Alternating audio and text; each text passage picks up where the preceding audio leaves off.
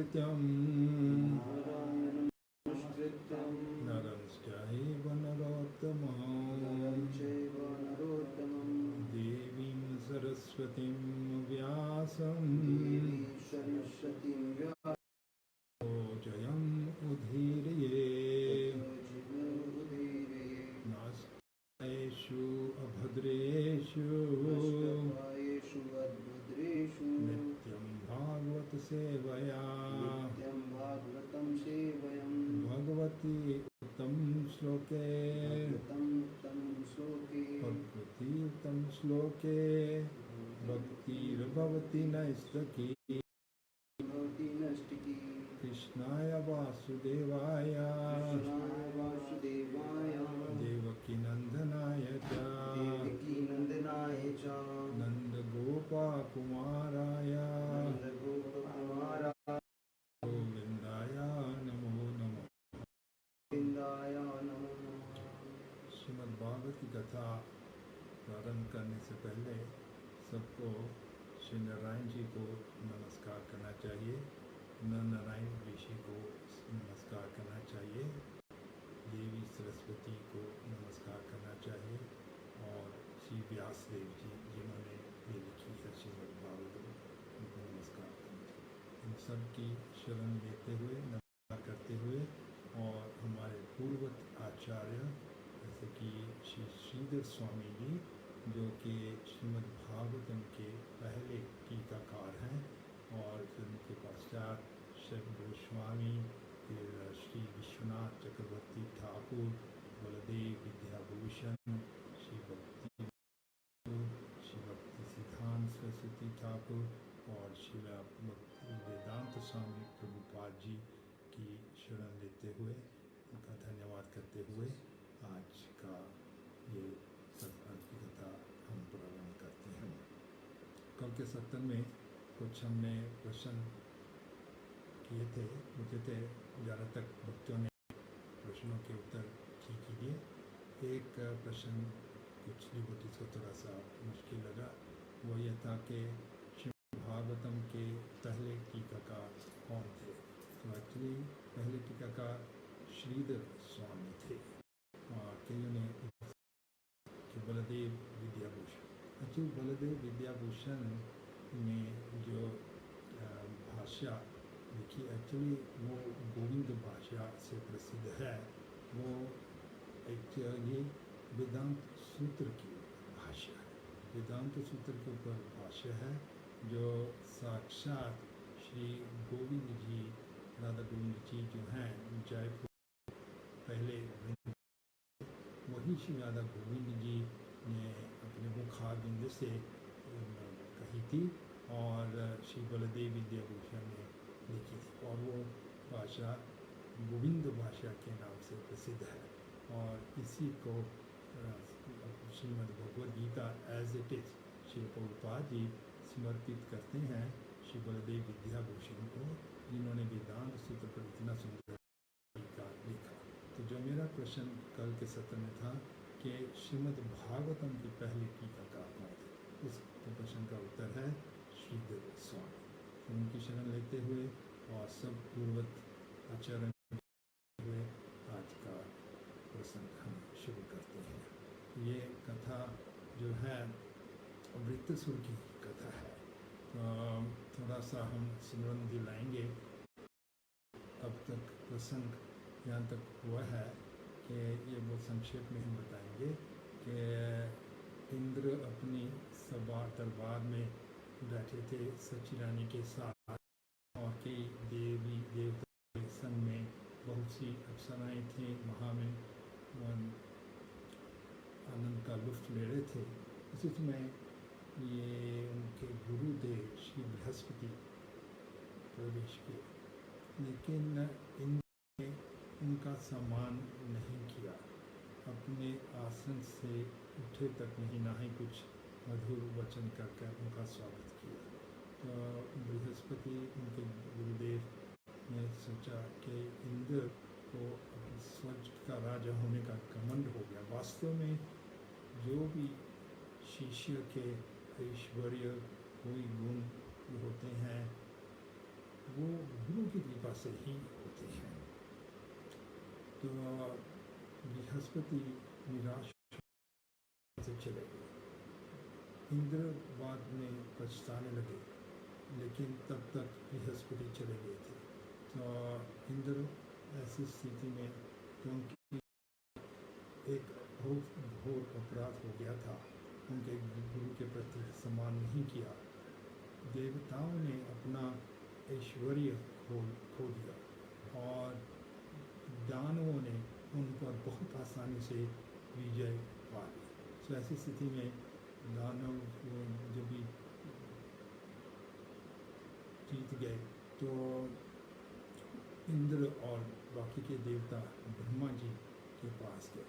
ब्रह्मा जी ने परामर्श दिया कि वह विश्वरूप को अपना पुरोहित गुरु रखें, ताकि वो एक यज्ञ का अनुष्ठान करे और इस तरह से देवताओं की शक्ति में वृद्धि हो।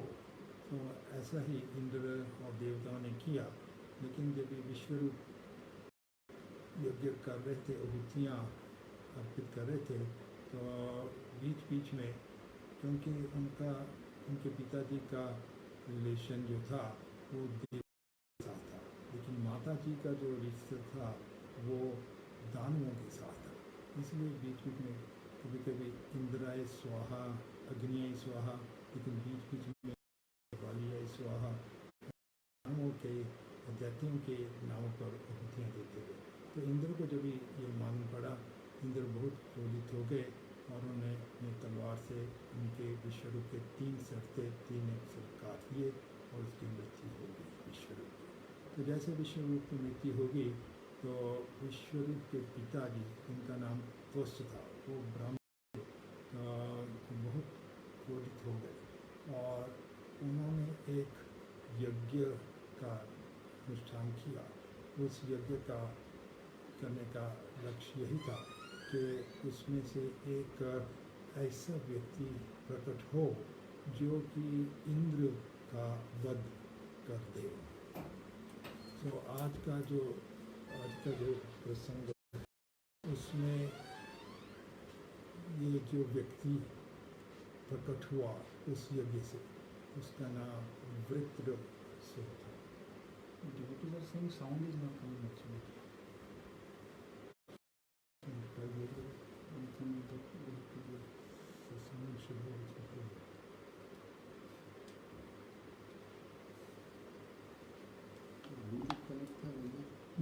Bluetooth आना चाहिए, why it is not coming?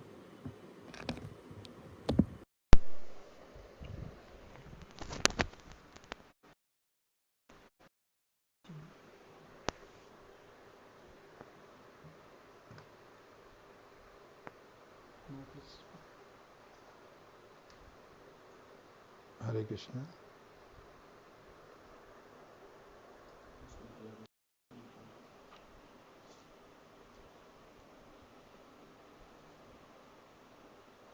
Can they hear now?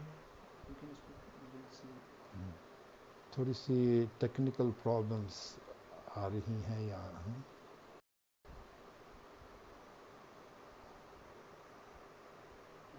Can they hear now?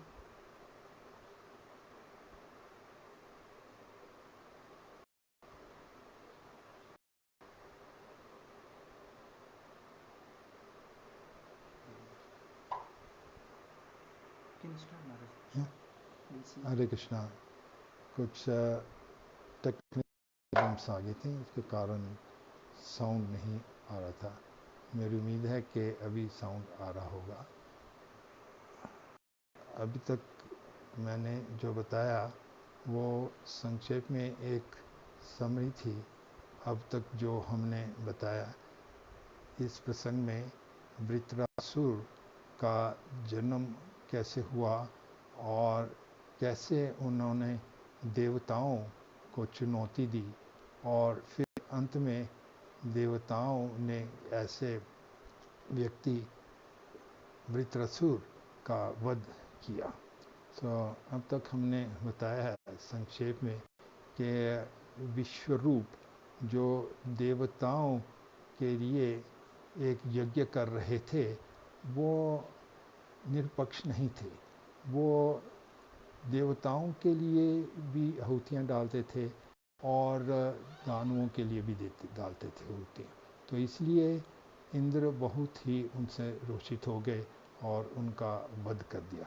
इससे विश्वरूप के पिता त्वस्त बहुत नाराज़ हो गए, बहुत रोषित हो गए और उन्होंने एक यज्ञ का निर्माण किया, अनुष्ठान किया, जहाँ जिसमें से यह त्वष्ट के पुत्र, उनका नाम वृत्रसुर था, वह प्रकट हुए।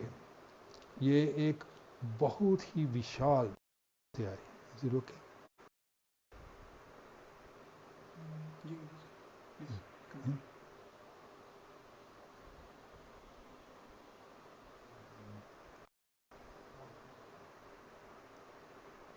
just listen.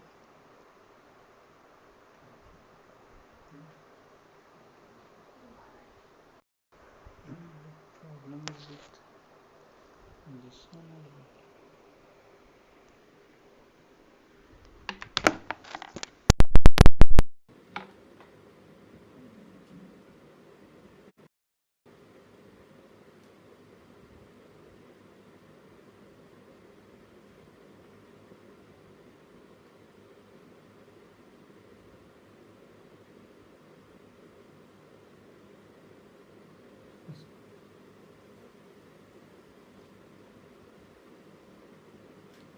हरे कृष्ण।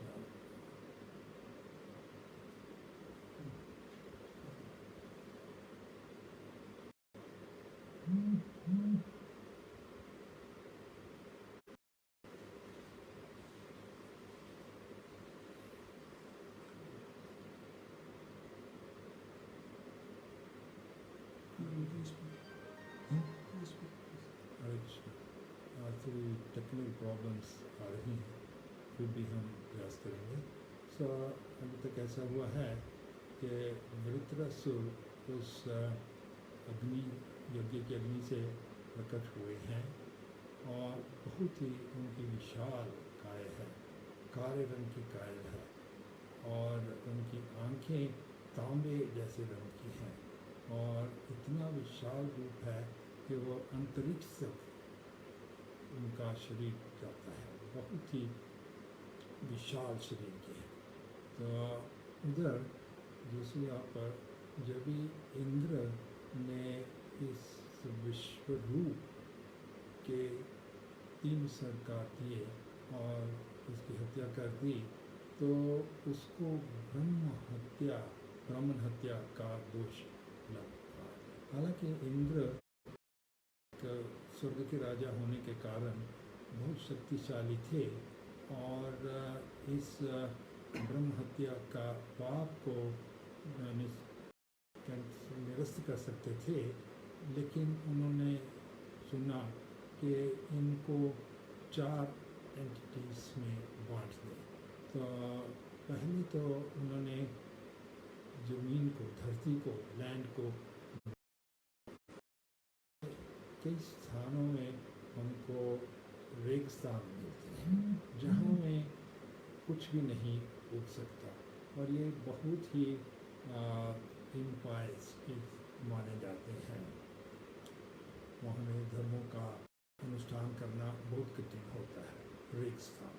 तो ये तो एक तो धरती पर जो डेजर्ट्स हैं वो इसी कारण हुआ है।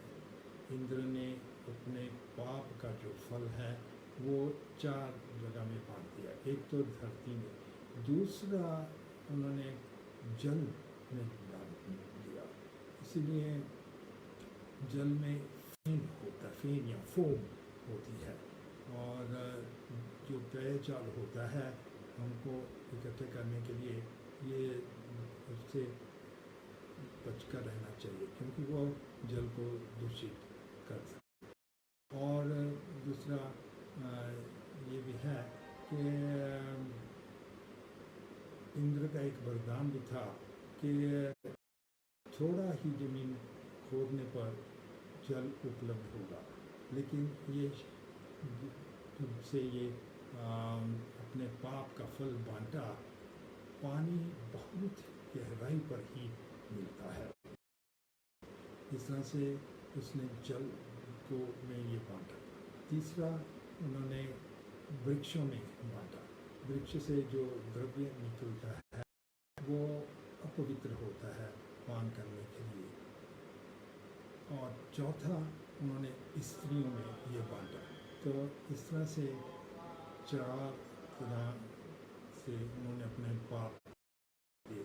एक तो धरती में बांट दिया, दूसरा जल में, तीसरा वृक्षों में और चौथा स्त्रियों में। तो ऐसा उन्होंने पाप तो अपने बांट दिए।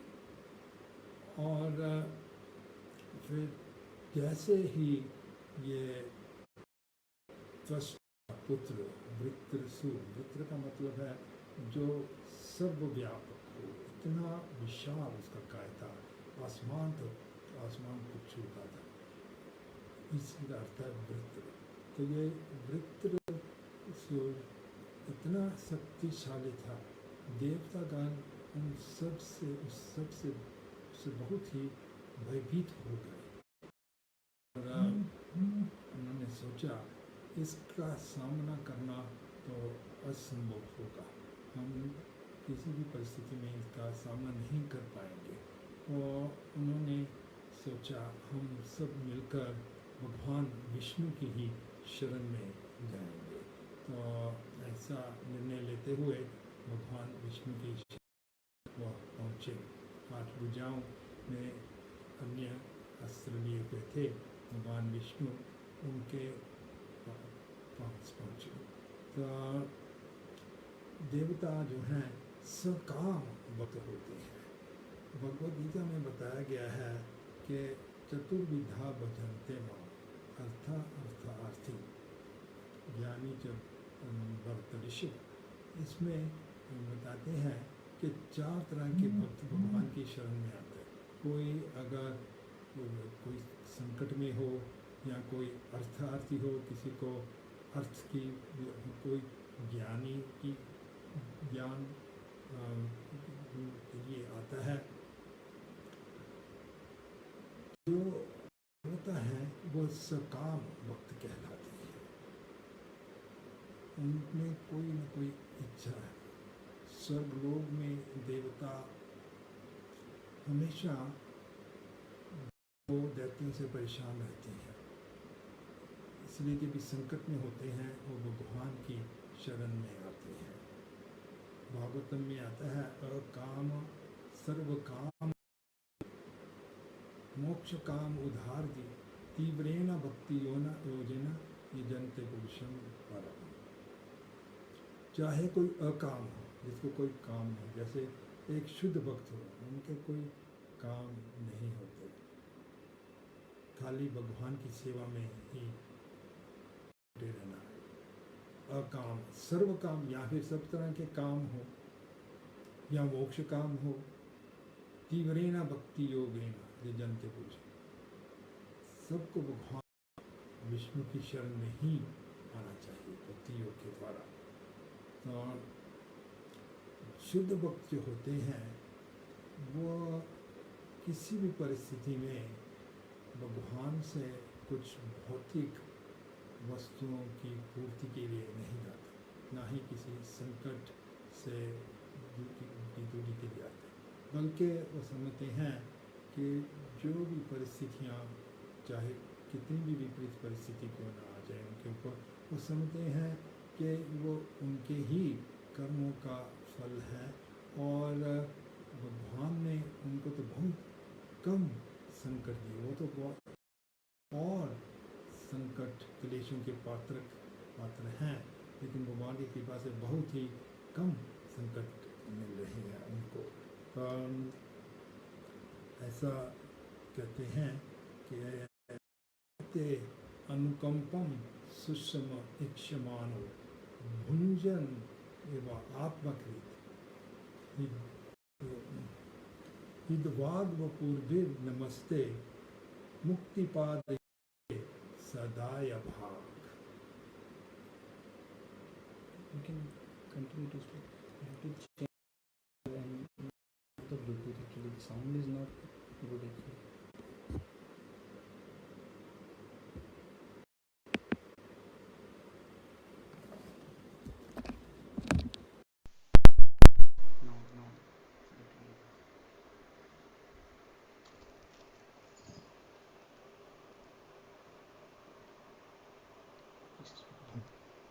हरे कृष्णा।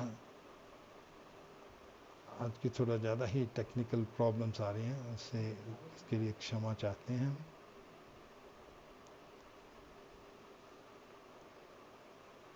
श्लोक में ऐसा कहा गया है, तत्ते अनुकंप सुषम इक्षमानो भुंजन एव आत्मकृत विपाकम हृदवागवपुर्भिर नमस्ते मुक्तिपाद ये बजे सदयवा। इस श्लोक में ऐसा लिखा हुआ है कि अगर कोई व्यक्ति, कोई भक्त ऐसा सोचे कि मुझे बहुत संकट मिलने चाहिए थे, लेकिन भगवान ने बहुत कृपा की है, मुझे बहुत ही कम मिला है और मैं तो बहुत और दुखों का मुझे पात्र होना चाहिए था, लेकिन भगवान की कृपा से बहुत कम ही दुख मिल रहे हैं। और साथ साथ वो हृदवाग वपुर्भिर नमस्ते, और अपने हृदय से भगवान को प्रार्थना करे, हृदवाग नमस्ते। सो ऐसा भक्त भगवान के धाम में जाने के योग्य बन सकता है, उसका अधिकार हो जाता है भगवान के धाम जाने के। तो शुद्ध भक्त जो होते हैं वो कैसे भी कुछ परिस्थिति हो, कोई भी संकट चाहे आए, राखे कृष्ण मारे कृष्ण राखे के, मारो भी राखो भी जो इच्छा तिहारा, नित्य दासा तू यादिकारा। भक्तिनोद ठाकुर जी ने ये बहुत सुंदर भजन लिखा है। भक्त हमेशा ऐसा प्रार्थना करते हैं कि आप चाहे मुझे मार डालो, चाहे मुझे रखिए, जो आपकी इच्छा, लेकिन आप पर आपको पूरा अधिकार है। श्री चैतन्य महाप्रभु जी भी यही कहते हैं। और उनका ना धनम ना जन्म ना सुंदरिम कविताम वा जगदीश कामय मम जन्मनी जन्मनीश्वरे भवताद भक्ति होई तो गीत होई। मुझे धन की आवश्यकता नहीं है, मैं जन्म नहीं चाहता, ना सुंदर स्त्री चाहता है, पत्नी चाहता हूँ, मुझे जन्म जन्म भर की दुख भक्ति मिल जाए। यही भक्तों के लिए सबसे बड़ा वरदान होता है। मम जन्मनी जन्मनीश्वरे भवतार भक्ति ओहि तुकी त्वयि। और फिर चैतन्य महाप्रभु जी कहते हैं कि चाहे मेरा आलिंगन करो, आश्लीष्य व पादरतुम, या फिर मुझे पैरों के नीचे कुचल दो, या मेरे दिल के कितने भी टुकड़े कर दो, लेकिन आप ही मेरे प्राणनाथ, मत प्राणनाथ स्तु स एव ना परा। ऐसी शुद्ध भक्ति की को अग्रसर होना है। और अगर कोई भक्त श्री कृष्ण जी की शरण में आए और साथ साथ उसके हृदय में कुछ भौतिक इच्छाएं रहती भी हो, और ऐसा भौतिक इच्छा का प्रार्थी होता है, तो भगवान भी सोचते हैं कि ये मेरी शरण में तो आया है, लेकिन इसकी इतनी भौतिक इच्छाएं आई हैं, तो लेकिन ये मैं इसको ये क्यों दूंगा, मैं इसकी भौतिक इच्छा क्यों पूरी करूंगा, मैं इस जैसा मूर्ख नहीं हूँ। मैं तो इसको भौतिक सुख या भौतिक सुविधाओं के बजाय मैं तो इसको चरणामृत दूंगा, मैं अपने चरणों का अमृत दूंगा, जिससे ये सब भौतिक इच्छाओं को भूल जाएगा, छोड़ देगा। तो ये भगवान की कृपा है। अगर भक्त जाए भी तो भगवान उसको इस तरह से व्यवहार करते हैं उसके साथ, ताकि वो अपनी भौतिक इच्छा को छोड़ दे। तो बहरहाल अभी ये देवता जो थे बहुत ही घोर संकट में थे, और कोई शरण नहीं पाते हुए वो भगवान विष्णु की शरण में आए थे, क्योंकि ये सकाम भक्त हैं। तो भगवान विष्णु के प्रति उन्होंने बहुत स्तुतियाँ गाईं, और भगवान विष्णु प्रसन्न हो गए, और भगवान विष्णु ने उनको परामर्श दिया कि अगर आपको इस संकट से निकलना है, यानी कि वृत्रासुर से बचना है, क्योंकि वृत्रासुर तो बहुत ही शक्तिशाली है। आपको अभी दधीची ऋषि की शरण में जाना पड़ेगा। दधीची ऋषि में ही शक्ति है जिससे ये वृत्रासुर का वध हो सकेगा। और दधीची ऋषि की कथा सुनाई जाती है कि दधीची ऋषि कर्मकांड और आध्यात्मिक ज्ञान में दोनों में ही निपुण थे। तो एक बार अश्विनी कुमार उनके शरण में आए और उन्होंने चाहा कि गुरुदेव दधीची ऋषि कृपा कर हमारे पर कृपा कर हमको दिव्य ज्ञान दीजिए। तो उस समय दधीची ऋषि कुछ और कार्य में लगे हुए थे, तो उन्होंने कहा आप रुकिए, अभी तो मैं नहीं आपको दे सकता हूँ, बाद में मैं आपको दूंगा। तो कुछ समय बीत गया और जब ये दधीची ऋषि वापस आए उतने में इंद्र को मालूम हो गया, स्वर्ग के राजा इंद्र को, कि दधीची तो इनको दिव्य ज्ञान देना चाहते हैं अश्विनी कुमारों को। तो इंद्र ने चेतावनी दी दधीची ऋषि को कि देखो दधीची ऋषि, ये अश्विनी कुमार जो हैं ये तो मात्र वैद्य ही हैं, इसीलिए यह दिव्य ज्ञान प्राप्त करने के योग्य नहीं है। तो आप इन्हें मत दीजिए दिव्य ज्ञान।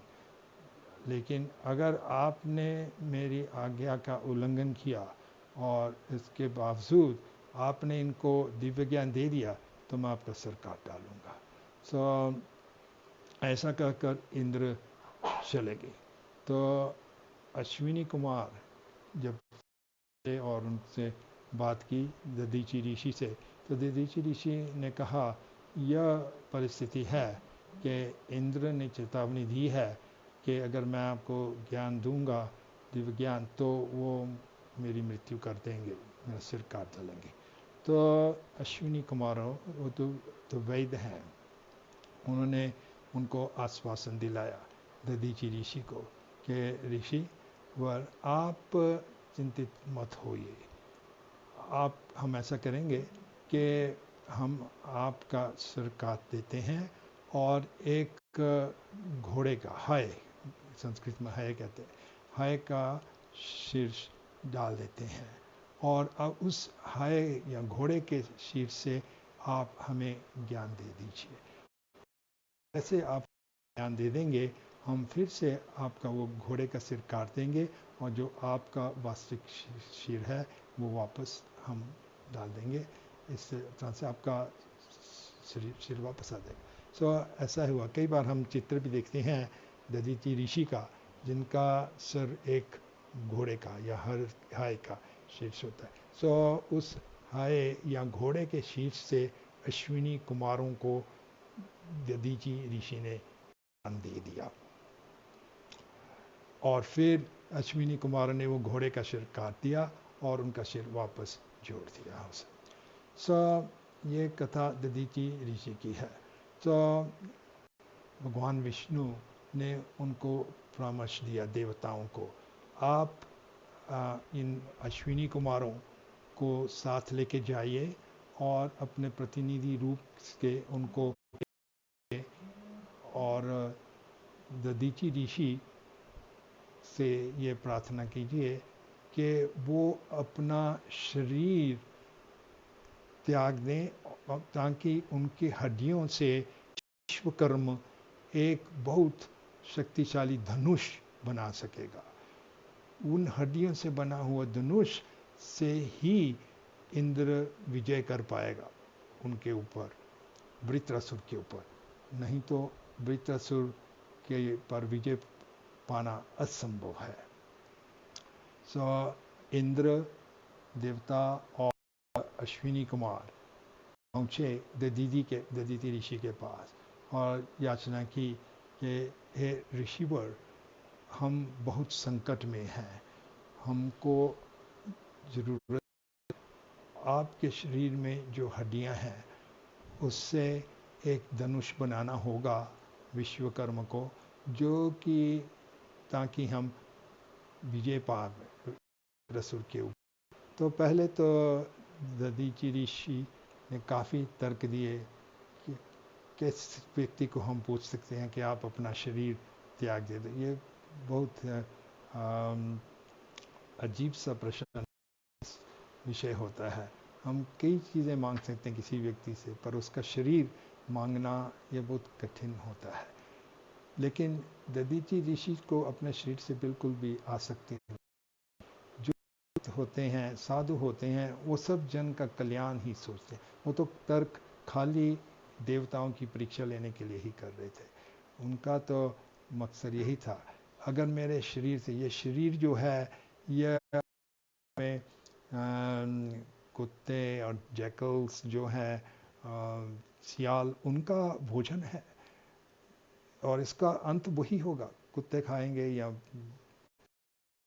इसमें बहुत ही निम्न तरह का अंत होगा किसी भी शरीर का। तो या अग्नि में होगा, कीड़े मकोड़े खा जाएंगे। तो शरीर से हमको इतना आसक्ति नहीं। तो दधीचि ऋषि मान गए और उन्होंने अपने योग सिद्धि से शरीर त्याग दिया और उनकी हड्डियों से विश्वकर्मा ने एक बहुत शक्तिशाली धनुष निर्माण किया। और फिर ये धनुष लेकर इंद्र और देवता इस वृत्रासुर के साथ युद्ध करने को उतरे।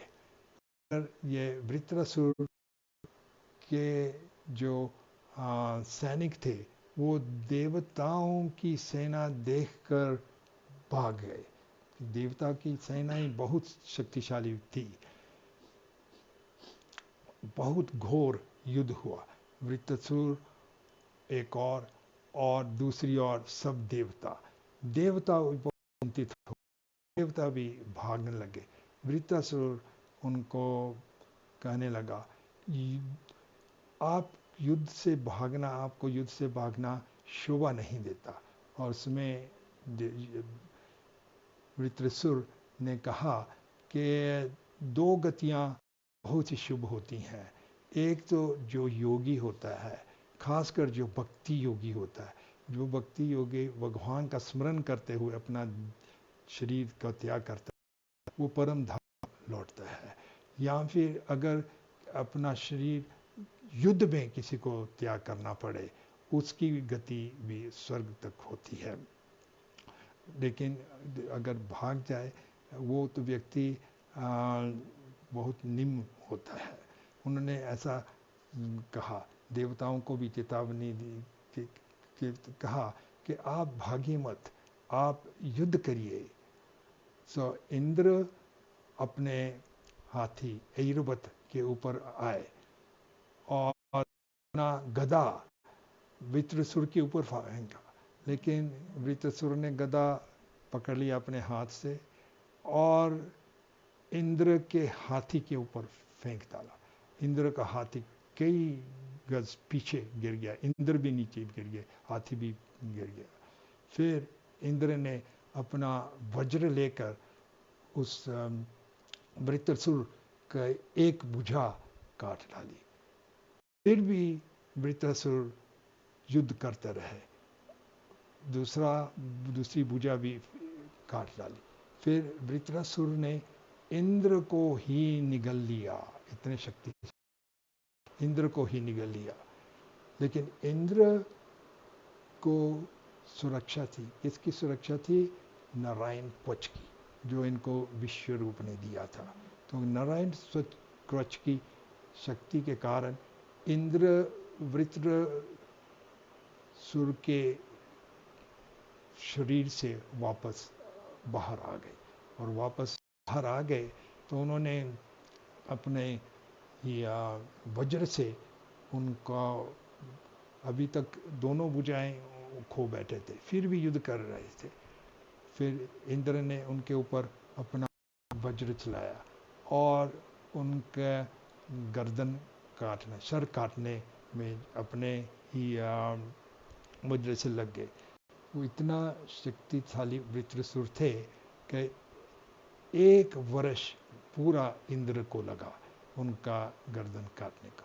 इसके बीच में वृत्रासुर पूरा आध्यात्मिक ज्ञान दे रहे थे इंद्र को, क्योंकि वृत्रासुर वास्तव में एक भक्त थे। तो इस तरह से इंद्र ने जब भी उससे दिव्य ज्ञान सुना तो इंद्र को बहुत पछतावा हुआ कि ये तो एक बहुत ज्ञानी है और ये एक भक्त हैं। तो इंद्र ने बहुत ही विवश होकर उनका वध किया। अंतिम सांस तक वृत्रासुर भगवान के गुण ही गा रहे थे और भगवान की शरण के प्रार्थी ही रहे थे। तो अगले सत्र में हम बताएंगे कि ये वृत्रासुर वास्तव में थे कौन और अंत काल तक भगवान विष्णु का ही गुण गा रहे थे।